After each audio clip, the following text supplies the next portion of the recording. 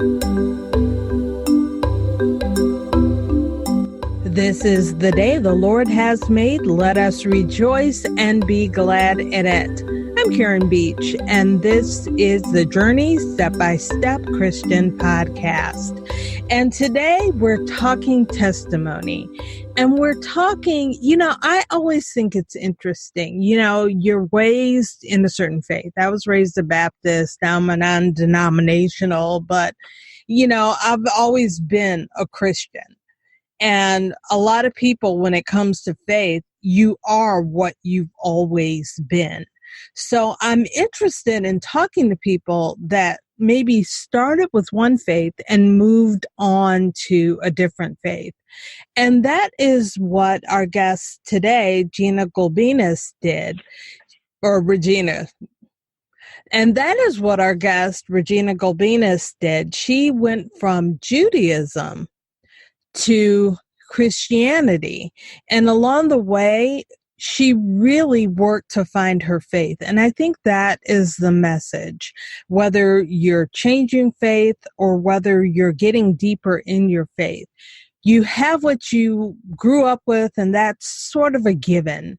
But when life starts giving to you, you find that you have to work for your faith. You have to develop it. You have to show up. You have to dig deeper. And that's what I've done. I think that's what many of you have done. And that is what Regina has done. So Regina, welcome to the Journey Step by Step. Hi, and thank you so much for having me. I am sincerely looking forward to sharing my journey in hopes of just letting people know my excitement and what God has really done for me in my life. And how did you start off? I know, when I was a little girl, I went to Sunday school, and I remember somebody once telling me, "Oh, we haven't seen you in Sunday school for a while." And I was about 8, and I was pretty much a handful. And I told the teacher, I said, "Well, my parents don't bring me every Sunday, and it's too far for me to walk. So what do you want me to do?" But that is what I was raised in. Kind of like you were talking to me before, in our pre-show talk. I knew who God was. I knew who Jesus was, but it wasn't necessarily really real to me.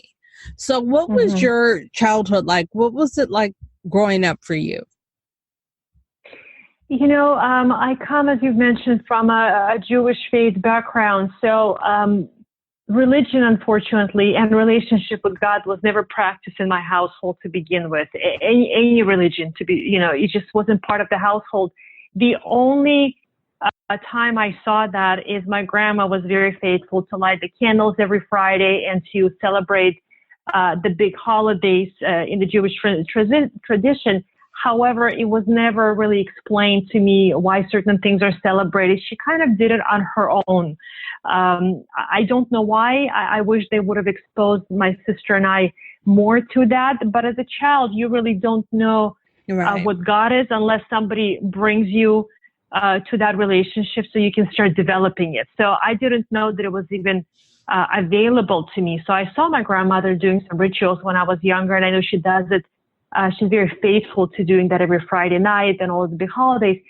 But I didn't understand. I just didn't know. I just didn't get it at that time. So would you say you were more of a Reformed Jewish or than Orthodox? Definitely not Orthodox. They were more, I think, casual about the religion again, because it wasn't really part of our household or a daily routine. Like for now, Christ is a daily thing in my life. It just is. And I didn't know anything about my religion of origin, Judaism, then at all. And I definitely not Orthodox. It was super casual in the house about it. It was really, really casual. And I wish it wasn't, but it was. Okay, and so you grew up with this kind of casual relationship to religion, and then you got married. Yes, I got married. Again, kind of the same thing. My ex-husband and his family are Catholic. And again, it wasn't really practiced. It wasn't discussed. There's so many people that are born into a religion, but they don't really do anything with it, unfortunately. And now that I understand the power of having a relationship with the Lord, I hope everybody does something with that relationship and the information, because it's available to all of us, of course. But I'm also seeing, now that I'm in it, I'm seeing how many people are not taking advantage of this beautiful opportunity of this relationship we have in front of us. It's the same thing. We were married. I'm Jewish, he's Catholic. I've never seen him once go to church. I never went to temple at that time. Nothing really was celebrated. I know Christmas was a big deal to his family. So, we did that, but still they never did to church, none of it. So I really wasn't exposed to any sort of relationship with God up until I probably hit my very early 30s when I entered my divorce. Well, I entered it when I was 29. So about a year and a half into that, I realized that I better hold on to God, because this is certainly one crazy ride I'm about to get on. And what was the first thing you did when you realized, you came to a realization that you needed God? What happened then? What happened next? The next thing that happened is I desperately tried to create my relationship with God, and connect to God through my faith, to my original faith, through Judaism. And so when people tell me, well, how is it that you converted? People think it was such a short journey for me. I just woke up one day, decided to convert, accept Christ, and get baptized, and that was it. What people don't really realize is that was probably a 5 or a 6 year journey for me to begin with. I mean, I went to temple every Saturday. I went to all of the high holidays, and they last about a week long. I think it's in September. And then I celebrated all of the other holidays. I incorporated my daughters into this.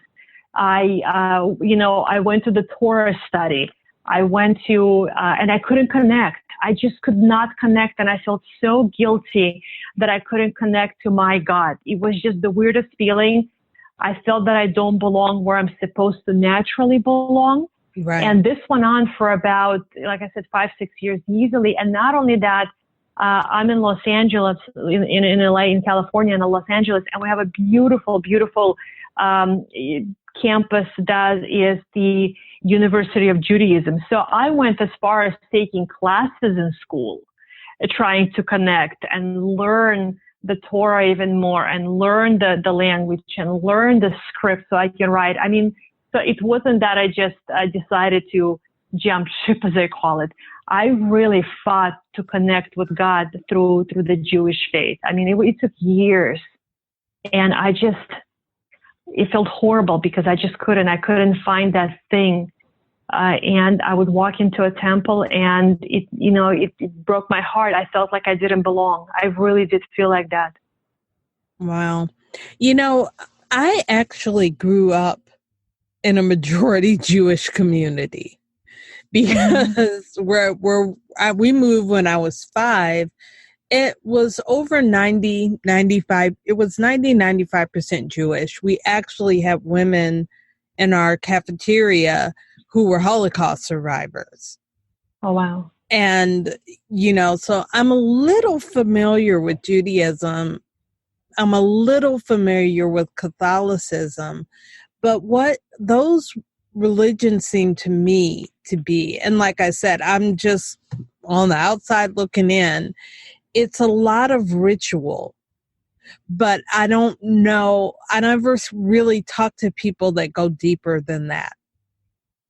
You know what I mean? You're supposed to do this on this high holiday. You're supposed to eat the matzah and light the 8 candles for Hanukkah. You're supposed to, take communion. You're supposed to go to confession. You're supposed to read the rosary. But never in either religion do I really see one of the things that I find in Christianity, which is where I can just come directly to the Lord and be like, look, I'm at the end of my rope, Lord. I need your help. I don't really see in either religion that one-on-one kind of contact. Yes, and I do understand what you're saying, and you are completely accurate in your observation. The Jewish religion is, there's a lot of traditions, there's a lot of rules, there is a lot of guidelines, and also the fantastic thing about it that I love, the community and the family.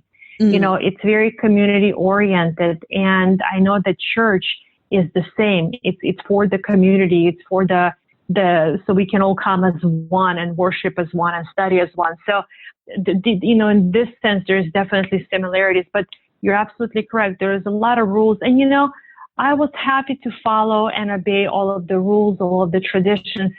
My only thing was that because I couldn't connect, I did not feel that I have a relationship with God, and I needed it so much because I watched my ex-husband literally take the lives apart of our daughters and I. I have two young daughters at that time. They're now 15 and 22, and that was 12 years ago when I filed for divorce. So I watched somebody take our lives entirely apart.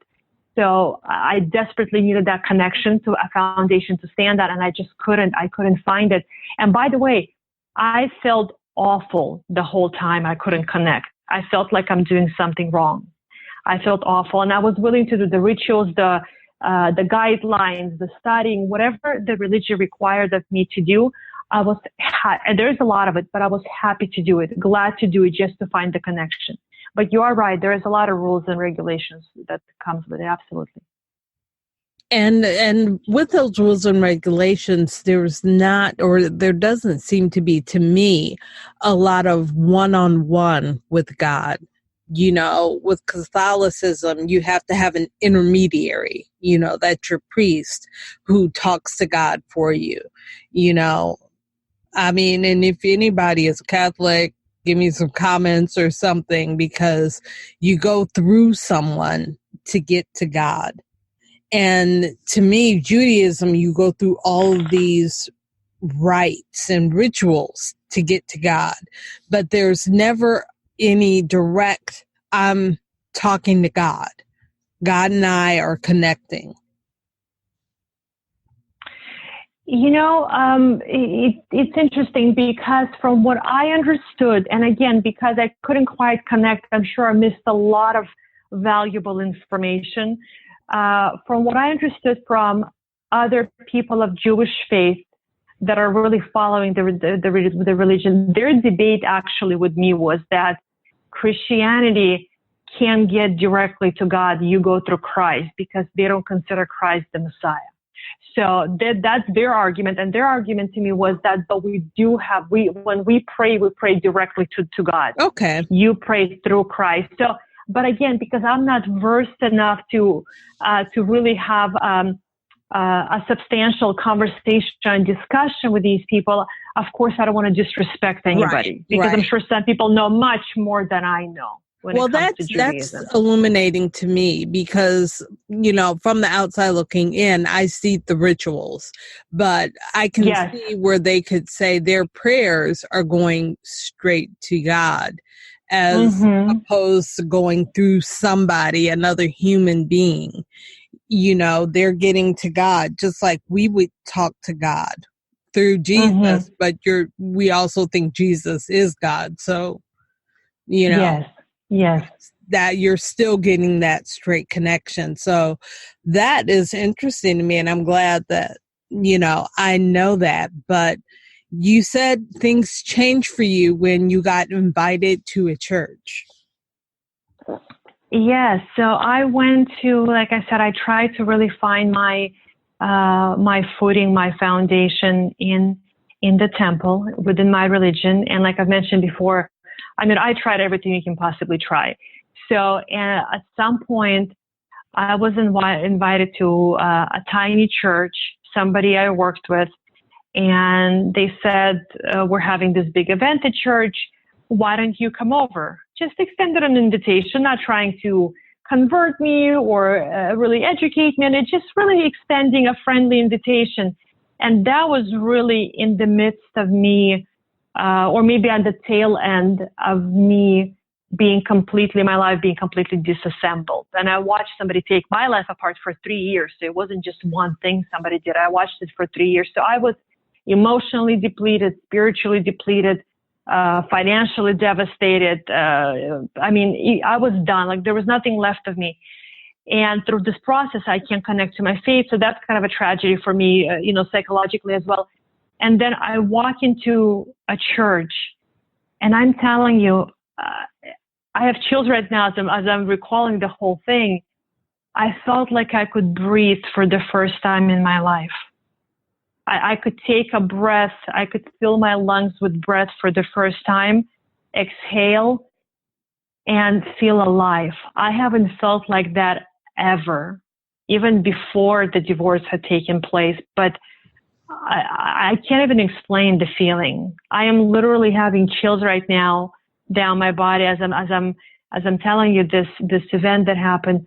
I walked in and I felt like I could breathe for the first time in my life. And for the first time in ever, I felt like I'm going to be just fine. It felt like everything is collapsing around me, but I just knew I was going to be just fine. And I no longer felt like I'm walking alone. Now, keep in mind, this is somebody who went back to temple for a while longer after this, still trying to connect to my faith. So like I've done the research and I was able to compare the two, and I will never forget the way I felt that day. I physically saw a foundation being built underneath me that I can stand on. And although I knew my life is falling apart, it's like I could see somebody putting it back together. It was the weirdest out-of-body experience. But from that day on, I knew that it's just a matter of time until I cut my ties with the temple and I accept Christ and convert. It just couldn't be any other way after that experience. Now, what did your family think about that? I am not extremely close with my family, unfortunately, but my grandfather, I never really discussed it, because from that day, it took me about another 2 years or so to accept Christ. It was a massive struggle. People say, why don't you just convert, or you feel good this, why don't you do that? It's really a struggle. When you come from a Jewish background, when you are the chosen people, so to speak, you consider everything before you turn your back on the religion. It's a heavy decision. It is not as easy as people think. Now, also, because I am originally from Ukraine, which was Russia when I still left. I've been here for 30 years now, or maybe 31. And being Jewish was not easy back in Russia when my grandparents and parents lived there. So you had to go through basically abuse for your religion back then. And here I am saying, I don't think I want to be a part of this club anymore. So it's a lot to process. My grandfather fought in World War II. His family, his mom and his sister were basically murdered by the Nazis for being Jewish. And again, here I am saying, I don't think I want to be a part of this. So people have to understand the extent psychologically that you have to make the decision. So I didn't really discuss it with anybody, because when I spoke with the pastor, now I started going to the temple on Saturday and church on Sunday for 2 years. So I did, right, how insane is this? So because I was like, okay, if I leave this religion, like this is not a back and forth. You better be sure this is what you're doing. And I really did my research. I went there for 2 years and I studied the Bible for 2 years. It was a lot of work, but I did both because I was committed to making the right decision. But I finally at night, this is a serious decision. It's a serious commitment, because it's a serious thing for me. It wasn't just about accepting Christ and continuing on with my life the way it's been. It was really accepting Christ and following the rules, so to speak, what I'm called to do per scripture. And my pastor said something very, very, very brilliant. He said, listen, this is a very personal and intimate decision. And at the end of the day, you have to know we have to decide what's right for you. He goes, but I know that you know what's right for you. He said, stop looking for opinions. Stop looking for an advice. This is such an intimate and personal decision. Nobody can advise you on this. Nobody can tell you what to do. There is very few decisions in life that you can make completely by yourself. He said, this is one of them. And it all clicked, and the guilt went away. Everything went away. My grandfather, at some point, I was wearing a beautiful diamond cross on my neck. He saw it. He has committed his life to me. He just wanted me happy. He practically raised me with my grandma and my grandpa. So when he saw that I blossomed instantly when I walked into church, I think he was just happy for the transformation. And we had an unspoken understanding and respect for what I've done. Okay. That makes sense. And that means that you really have someone that loved you. When they want to see you happy and they want to see you whole, then they want to see their way take place. Yes. But you were okay with it. What about your daughters? What did they think? They were young. They were about 15 and 8 at the time. And I don't think they really understood what's going on. They're much older now. They see how much I'm involved in the church. I volunteer at the church. I'm actually leading a Bible study now, which, wow, God's a funny guy. I have a Bible study tonight, actually leading, but God is a funny guy. If somebody would have told me 10 years ago, you will have a relationship with God, even in my religion of Judaism, I would have thought they're nuts.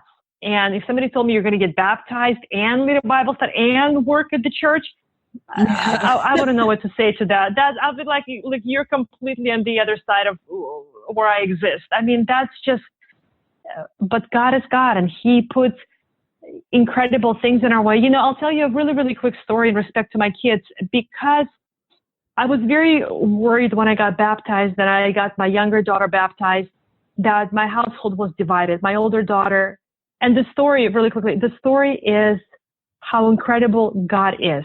And I hope people really grasp the following, how He's such a perfect tactician. He does go ahead of us and prepare our life. And here's what I want to share with everybody. My younger daughter was baptized with me when she was little, at the same time that I was baptized, which was 5 years ago. So she was 10, I was 36 at the time. And I was very concerned with the fact that my household is divided. My older daughter was not baptized. So I have a divided household, right? Which is not a good thing. We're all supposed to be of the same religion, and I wanted to be of the same. Now, when I went through a divorce, my husband and his family were not allowed to see the kids through the process of the divorce. So nobody was. There was reasons for that. I'm not going to get into that. That's for a different podcast.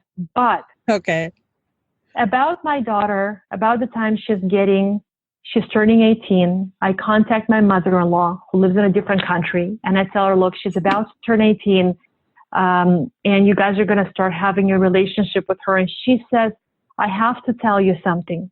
She says, I've been afraid to tell you this for the past 15 years. I was terrified of telling you this, but I have to. Now, keep in mind, she does not know that I converted. I am out of my mind that my house is divided. My daughter is Jewish. My older one, myself and my younger daughter are Christian, right? So, and she tells me, I have to tell you something. You have to promise me you're going to forgive me. You're not going to be mad at me. She goes, when she was 2 years old, when she was 2, I let her go visit my ex-husband's family back in their country, which is Lithuania. She goes, when she was 2 years old and she was in Lithuania, I baptized her without telling you. Oh, wow. Now, the fact that she did it blew my mind, but that's for, again, different podcast. But think about this. I was insane, out of my mind, thinking my household is divided. And she refused to get baptized when she was older. She didn't know she was baptized. My house was divided when I was Jewish, because she was already baptized and I wasn't, and my other daughter wasn't. God went 15 years ahead of time and prepared her. So when I get baptized, my household is not divided. Do you Yeah. see what I'm saying? Yeah, God is incredible. And, you know, if a lot of times I hope, and this is something I had to do when I really started to deepen my faith, I had to get rid of the concepts of fate and coincidence and dumb luck, Yes. because really most of the time that is God. We need to give Yes. him credit for what he does. I know I went through some unemployment earlier this year, underemployment, and I suffer from depression. So there was a point where I was literally on the ground and I was like, Lord, I'm single. I don't have anybody. I can't even get a hug. And a friend of mine had told me about that I need to go to a depression support group. Well, I didn't know that the one that I picked out just because it was close to me was held in a church and was a Christian support group. Oh, wow. And at the end of the meeting, How amazing. older man that ran the meeting came up to me and he said, "Can I give you a hug?" And I thought, okay, God, okay, I know you're here and I know you hear me, because that was my when I was crying on the floor, I'm like, Lord, where are you? You know, I don't feel you. I can't even get a hug. And he made sure I got a hug. I was like, okay.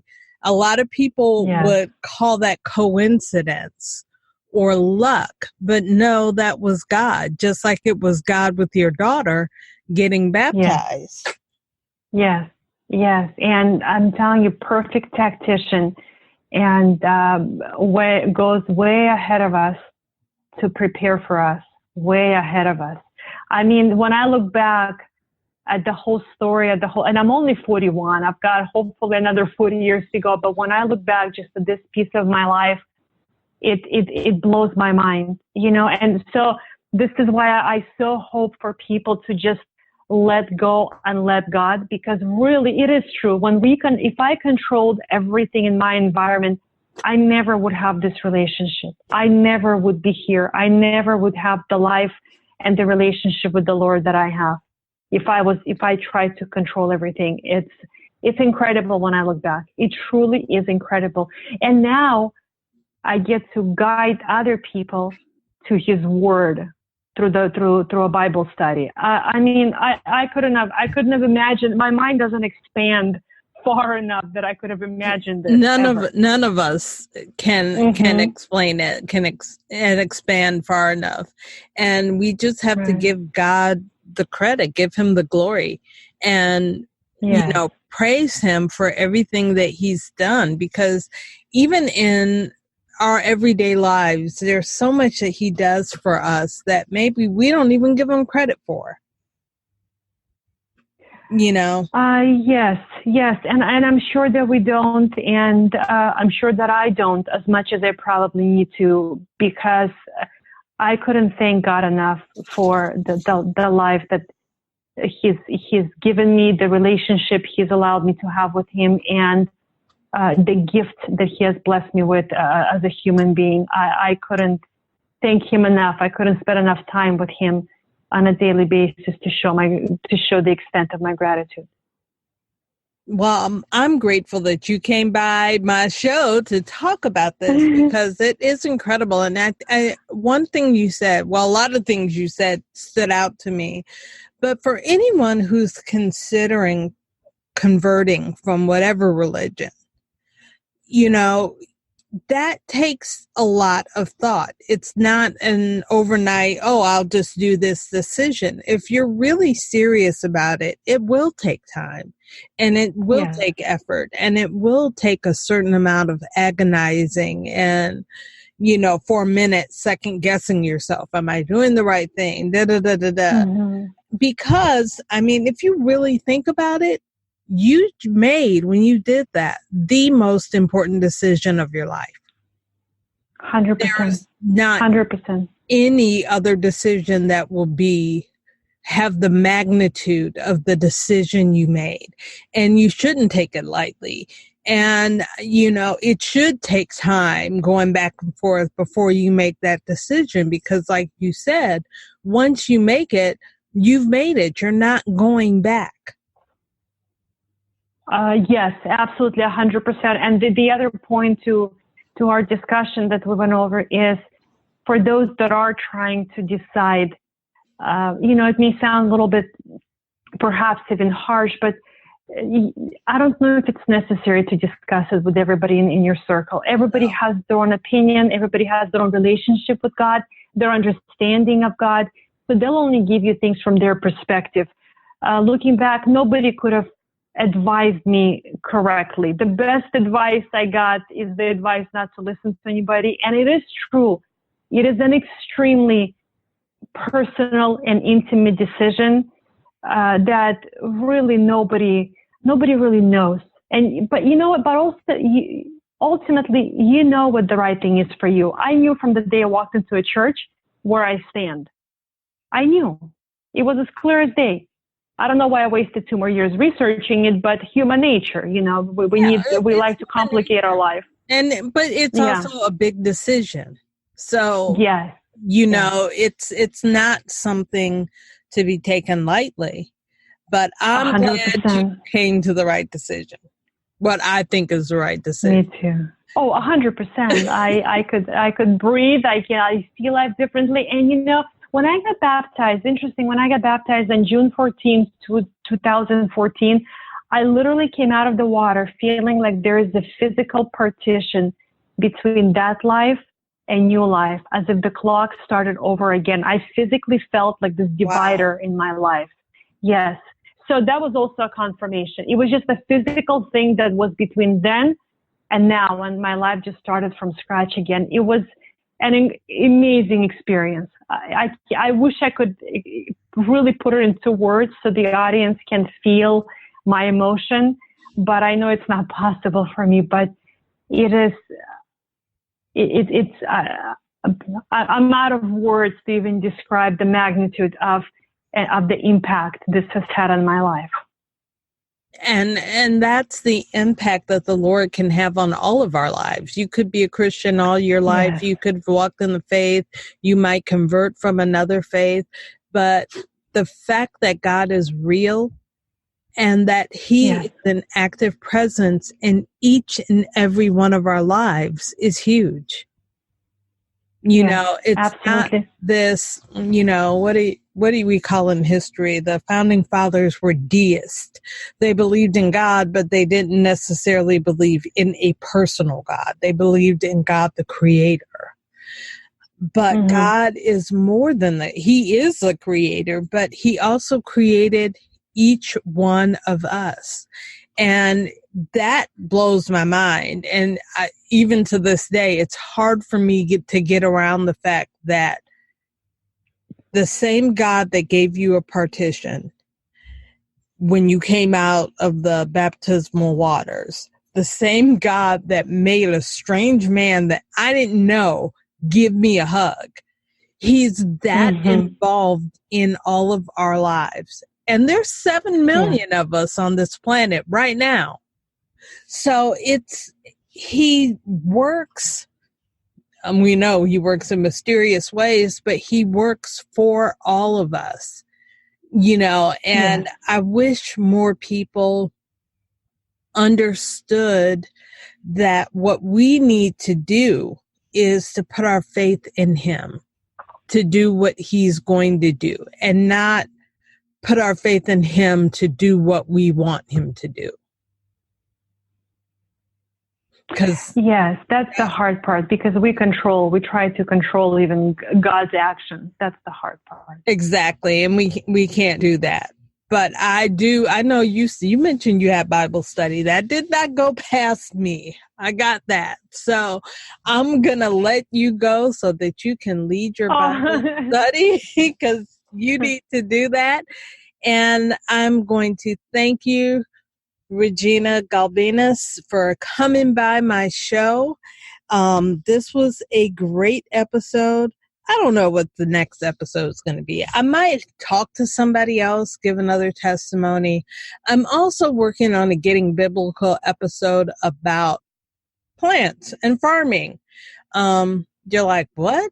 But if you look in the Bible, there's a lot about planting and farming that I think goes over our heads as people living in the 21st century. So I want to talk about that a little bit and put it in context. It'll be interesting. I'm not going to bore you, but those are some things that are coming up. So stay tuned. And right now I'm going to go ahead and end this show and tell you that until next time, you should be strong and courageous. Do not be afraid or discouraged, for the Lord your God will be with you wherever you go. Until next time.